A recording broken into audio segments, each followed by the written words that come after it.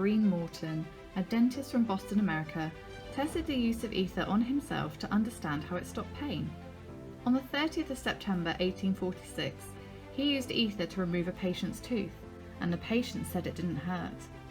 Morton was asked to publicly demonstrate this technique at the Massachusetts General Hospital in Boston. And on the 16th of October 1846, he successfully used ether for the removal of a tumour on patient Gilbert Albert's neck.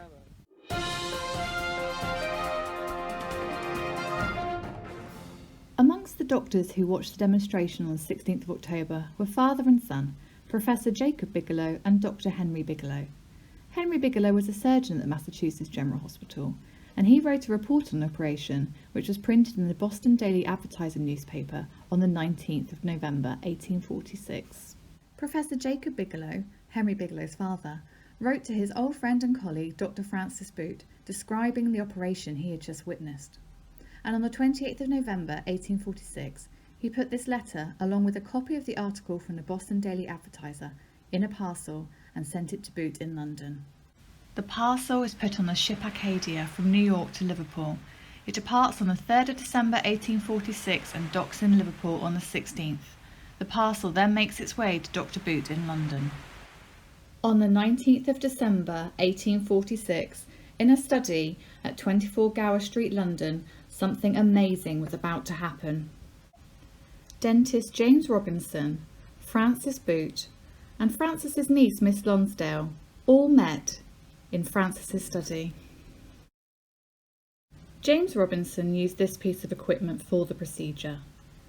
It's known as a noose apparatus, and the sponge would have been soaked in ether, and Miss Lonsdale would have breathed that in through the facepiece. Originally, this piece of equipment was made to reproduce natural spa water for medicinal uses. But on this day, James Robinson used this equipment to remove a tooth from Miss Lonsdale. And so, just 3 months after the first recorded ether anaesthetic in Boston, James Robinson and England is credited with the first recorded use of ether in Europe. On the same day, there is a claim that ether was used in Dumfries in Scotland. Acadia's surgeon William Fraser heard news of Morton's discovery whilst on the ship, and once home in Dumfries, Fraser persuaded his colleagues to operate on a patient under ether.